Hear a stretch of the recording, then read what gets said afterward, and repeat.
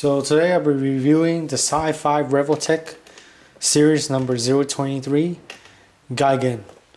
Gigan was one of my favorite foes for Godzilla. He was one of my favorite characters that I watch on the big screen. He's so cool as enemy of Godzilla. He has two claws, his laser eyes, and a big buzzsaw in the middle of his chest. So here's the front of the box. Here's the side. Here's the back.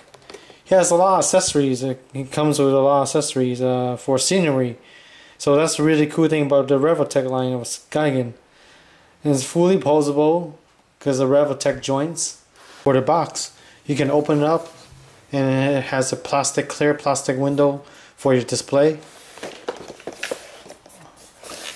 On the other side, it has pictures of Gigan, where Gigan was fighting the three-headed monsters, Gigan fighting Godzilla, and Gigan fighting with everybody.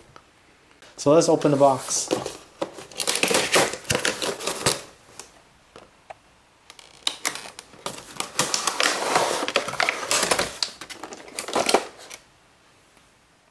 So Gigan comes with a lot of scenery accessories. What I mean by scenery accessories, like those buildings that Godzilla destroy, Gigan comes with towers and towers of sceneries.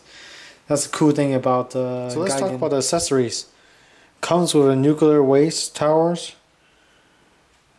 Like Gigan likes to destroy them. Gigan is pure evil, I think. How he is designed because of this little buzzsaw right here. See that buzzsaw?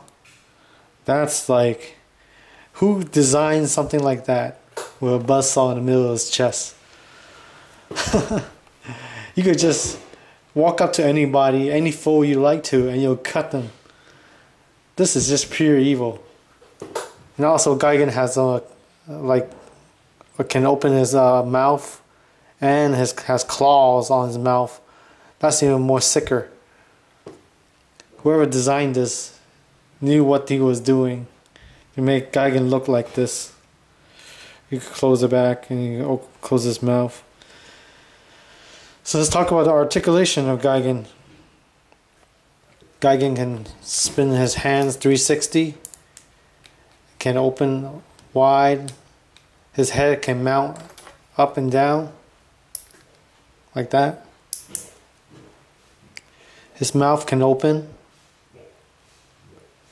His claws on his mouth can open too. You can close. His eyes is a clear red, which looks really nice. His claws can bend like that, like in 90 degrees. He can spin a little bit left and right. His shoulders, he can open his shoulders a little wide. With Revoltech joints, you can hear the clicky sounds. Allows it to be more clicker and allows it to pose and stop. Let's say if you want to pose like this, you can leave it alone and it'll hold. That's the Revoltech. One thing I do notice about Gigan is his saw in the middle of his chest. I wish they made it so it could spin. That would be much better. For his feet, you can open wide like that. You can close up like that. For his legs, you can bend it at least 90 degrees. You can hear the clicky sounds even more here. His legs can go up like that. Can have variety of poses like that. You can bend his arms like that, which is kind of cool. His fins on his back doesn't allow you to bend it. They're just plastic. His tail allows you to bend like that and like that. And his tail has a wire inside, so you could bend it like this and it'll hold like that. You bend it down and hold like that. So there's a wire inside Gigan's tail. Allows you to have more ferocious pose. Whoops. Let's just pop that back in.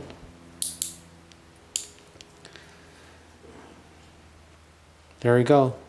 That's Revoltech. You can just pop stuff back in easily. That's a plus. Also comes with his name tag, Gigan. Let's talk about the details. Gigan has a lot of details. If you look at his eyes, he has this middle thing on his eyeball. It's red. It's clear. It looks badass. I mean, looks really cool. He has silver highlights and black highlights on his head. It's really nice. You can look at his scales. And especially one of my favorite things about Gigan is his buzzsaw. That's a lot of detail. The silver. It's not just a regular buzzsaw. It has protruding lines, meaning that not one of them look alike. They just look differently on each one. For Gigan's arm, the details is very curved, like it's like a weapon. It's like a very nice curved weapon.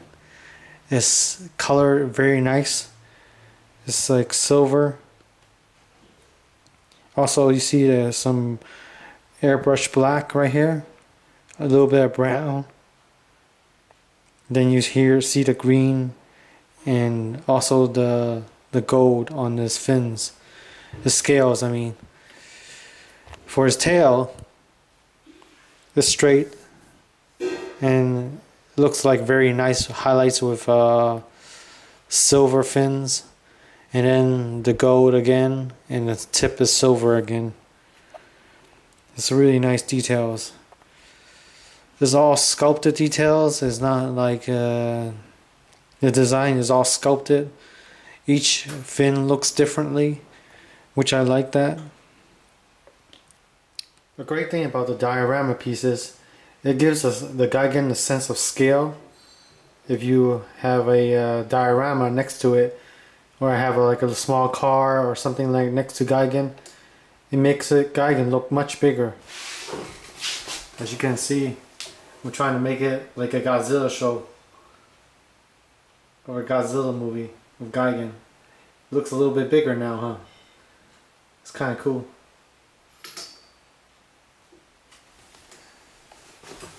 These little pieces, they're just intricate. The amount of detail on them, much intricate than I could think of. It just gives this toy a much better playability. Like you could use Gigan's tail and swap these things out.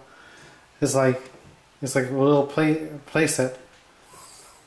That's one of the cool things about the diorama with Gigan. You have a lot of playability in it. You see Gigan and his claws. You could like claw this part while he's looking at it. That's kind of cool. There he goes. He barely knocked it down. There you go. There's a good diorama right there. That's one of my favorite poses. Him calling down the pipes. Let's talk about the diorama pieces. Here's one of the cool ones. The tower. It's sprayed in silver. All silver. Is pretty glossy. Here's a broken piece which goes on the ground. Here's one of the ground pieces, the bigger pieces, the fatter pieces. It's black on the bottom. Here's another piece. For Gigan, for the diorama, you could just put them right next to each other. Here's the size comparison with a bottle of water. Shows you how big Gigan is really.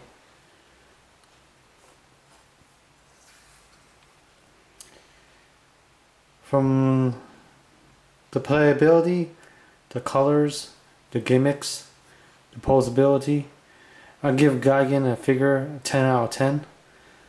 And the price is really good too. For 35 bucks, you also get these pieces, which I really love. It gives a sense of the toy to be more playable, a sense of scale, and a sense of love. I give this toy one of my best 100%.